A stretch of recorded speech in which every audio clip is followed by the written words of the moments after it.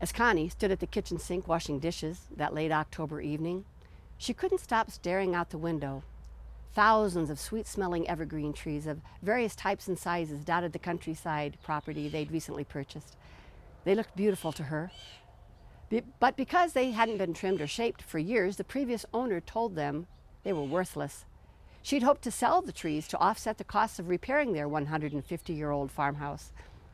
"They ain't worth nothing," the man had said. "They're too spindly."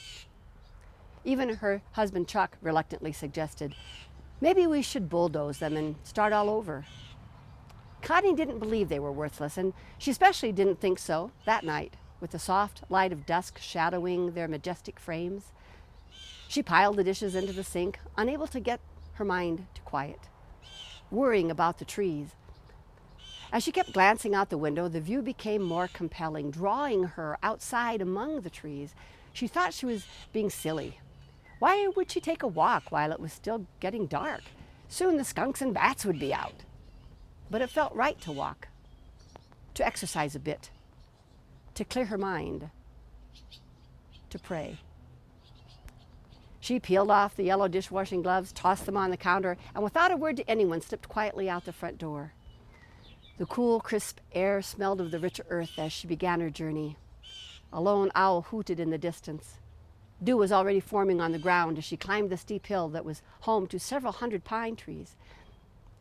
The closer she got to the grove, the headier the scent of the pine. Oh, how she loved that smell. Happy, carefree childhood memories of Christmas enveloped her whenever she inhaled that wonderful, pungent aroma. She picked up her pace as she walked in and out from row to row. An uncanny sense of oneness with the trees filled her. They were part of God's creation, alive and vibrant. Like her, they had worth and merit. And like her, they weren't perfect, but they still had reason for being. Birds softly chirped and their feathers rustled as they settled in the thick pine boughs. Connie began softly singing, in awe of our Creator. She continued walking, thinking, reflecting on how a few weeks earlier she had contacted several local tree nurseries and in search of a buyer. None had made them an offer. Having always lived in the suburbs, she had no idea how expensive it would be living in the country. It seemed they were always putting money into something: tractor repairs, gravel for the long lane, auto repairs for all the extra driving on rough country roads, pond to keep up, garden equipment, and of course the ongoing expenses of an old farmhouse. As she turned and walked briskly toward home, she prayed, "Please, God, help us find someone who wants and needs these trees." The outside lights glowed when she finally reached the bottom of the hill. "There you are," Chuck said, sounding relieved. "What were you doing out there? It's getting dark." "Walking, thinking, praying," she said. "I know these trees are worth something, and I think we should contact more nurseries to see if anyone is interested." "Sure, honey, if it makes you feel better. I'll give Bill another call tomorrow," Chuck said, slightly teasing tone in his voice. Their friend Bill owned a nursery and was very knowledgeable about pine trees, but he'd looked at them and wasn't interested. At that moment, as they stood outside the front door, the phone rang. She dashed inside to answer it, almost with a sense of anticipation. "Hello?"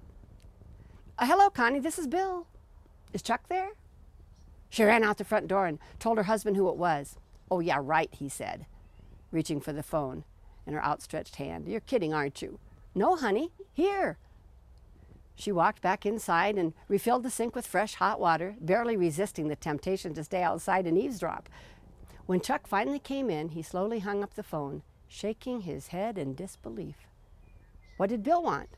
she asked, although deep down she already knew. "He wanted to know if we still had some trees for sale." Chuck paused and swallowed hard.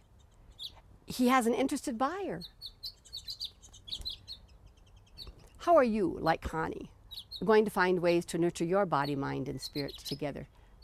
When will you ask for your juice to increase your health, your happiness, your faith? Ask now. It's your turn. Your time for self-care. You deserve it.